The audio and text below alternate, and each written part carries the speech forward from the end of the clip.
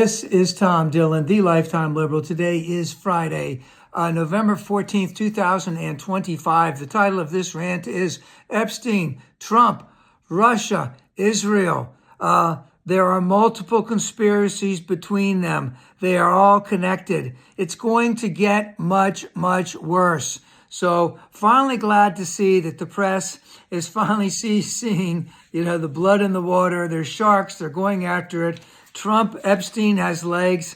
It was dormant for a while. It's back at full swing. The Democrats let out some stuff the other day, really got things going. Of course, you won't see any of that at all on Fox News or the other things.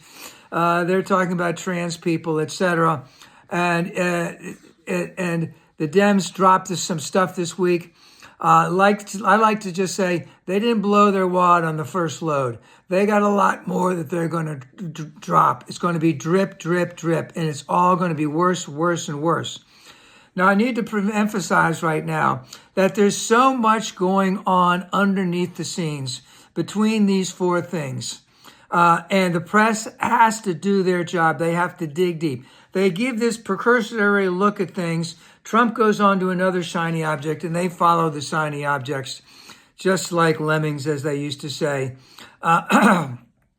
Because both Trump and Epstein are heavily involved with Russia and with Israel. And the press needs to just go in and go after it. And I'm going to get to the Epstein files in a minute, but let's just remember that Trump, we know, was involved in money laundering on his condos in New York in the 90s, maybe early 2000s. There's often talk that he was an agent of Russia. I don't know how to use quite the right term.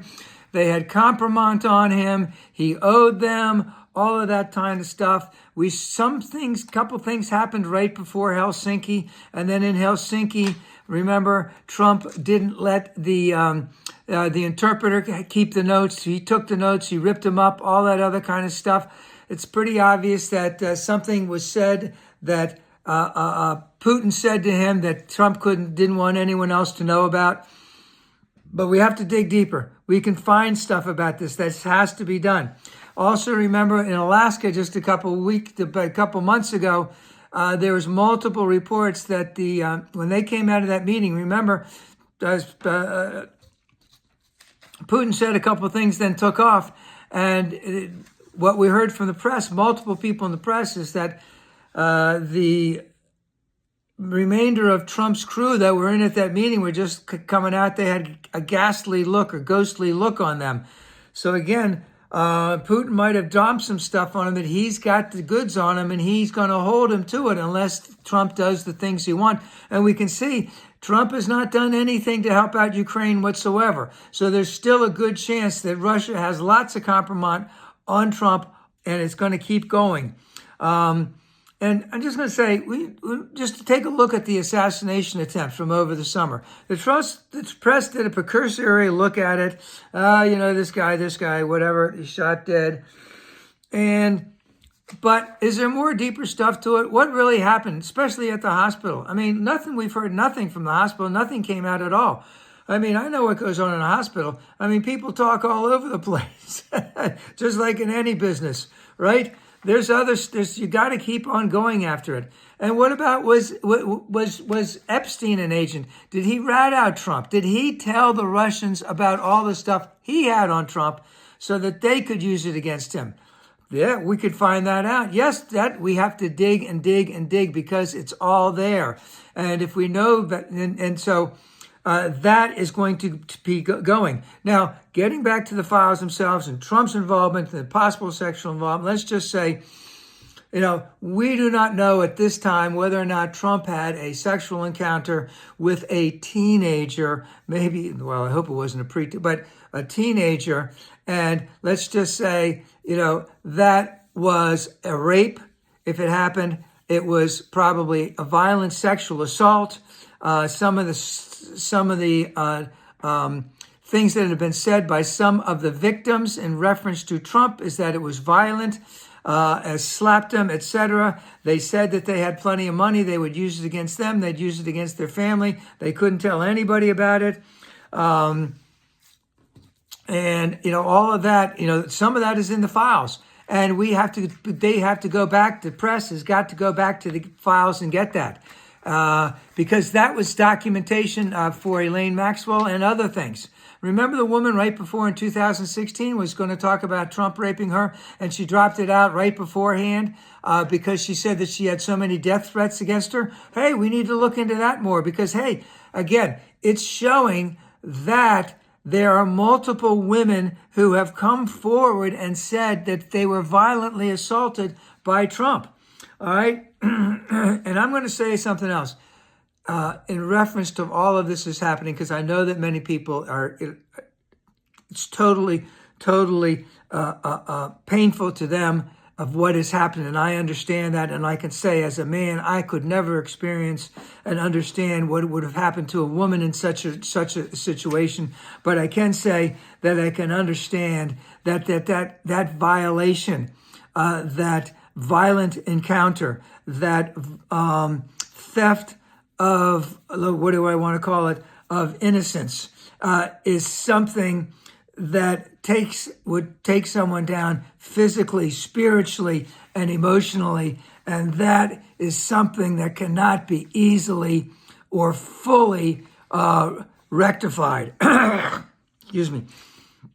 And of course, in all of the things I've talked about, and many more that we have to look at, in reference to emails that Epstein has to various people in Israel, in emails that he might have to the Russians, in Trump's actions based on that, has to all be looked at, because there are multiple layers to all of this. And what's behind the biggest part of all that is that the Epstein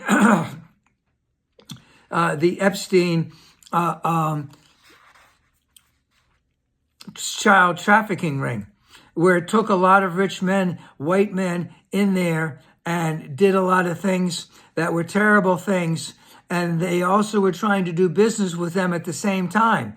This all has to come out. This all has to be exposed.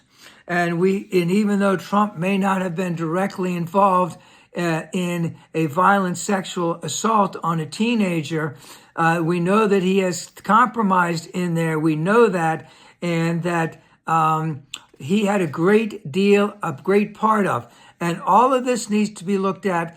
This press is finally feeling sharks in the water. The discharge petition is going to come out next week.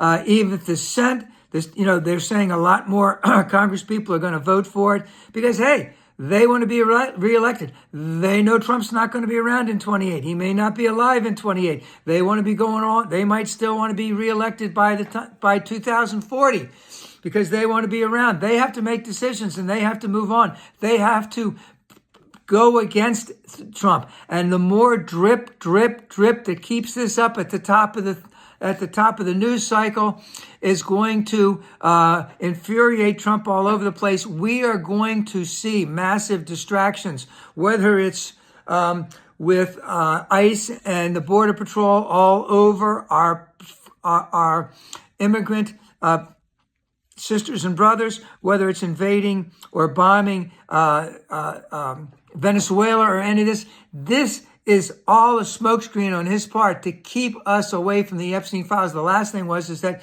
he wants us to have Pam Bondi look into the Epstein files to see if Trump, Larry Summers, and a number of other people were in there. That's just a smokescreen to get it taken out because it would be an active investigation. We must go all past that. Everything must be looked into, everything that Trump has done for the last 10 years in terms of showing some type of shiny object what the press is running to. There's something sinister going on behind it. And we need to get it out. We need to get it exposed right away.